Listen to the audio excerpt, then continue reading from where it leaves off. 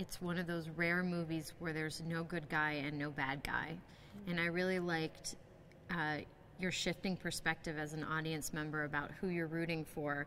And then by the end of the film, you're rooting for both of them. And you're rooting for this child and this blended family of hers. So I thought that it was really sophisticated in its messiness. And so I wanted to be a part of it.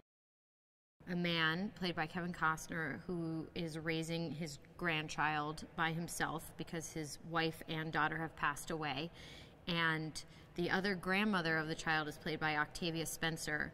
And they are now in conflict as to who should be raising the child. And Kevin Costner is obviously white and Octavia Spencer is obviously black. And so there's all these questions about what's best for the child and what will give her the best sense of herself, and to not deny either side of herself, and how can these two families come together to help raise an orphaned, well, she's not an orphan child, but a child who up to this point has not been raised by her biological parents.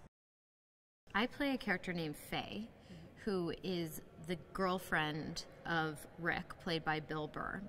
And so I am basically the comic relief of the film. I am a not very bright woman who does and says inappropriate things, much to Kevin Costner's character's frustration. So I get to have fun in a movie where a lot of people are very sad and having serious conversations. So it's a dream part for me.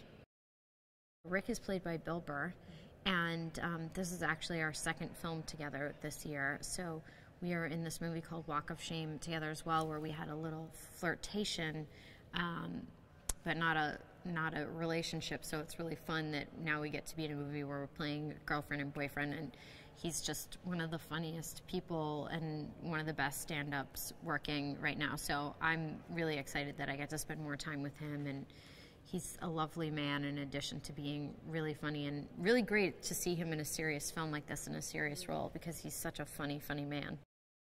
Kevin Costner is great. He is such a consummate professional, and because he's such an accomplished director as well as actor, he really has a sense of the whole set, and he's watching out for you in addition to himself, and he's very aware of what's going on, and really wants to make each moment the best that it can be, and is really giving and generous as an actor with his scene partners, and he's able to have such simplicity and power with just a look.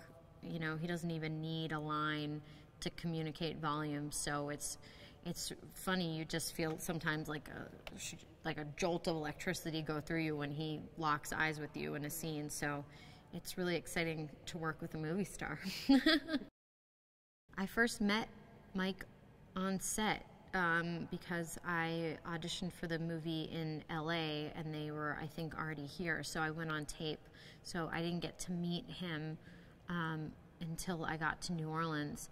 But he is great, and it's such a fun set to be on, and he's so funny, but he also, you know, obviously has written a really complex, sophisticated script. So it's really fun to walk that line with him, and he is always sort of wanting to inject humor into it via my character. So I get to have sort of a different relationship to this film than everybody else, and I feel very lucky.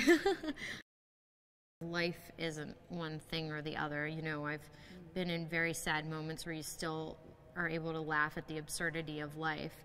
And consequently, a funny moment can turn on a dime into a very serious moment. So I think those are the kinds of films that I respond to, maybe the kind of films they used to make more in, say, the 70s, and they don't make as much anymore. So it's really nice to be in a movie that you feel like, you know, is going for real life, and the, you know, that complexity and the confusion, and really living in the gray area of you know, Rowena's not right and Elliot's not right.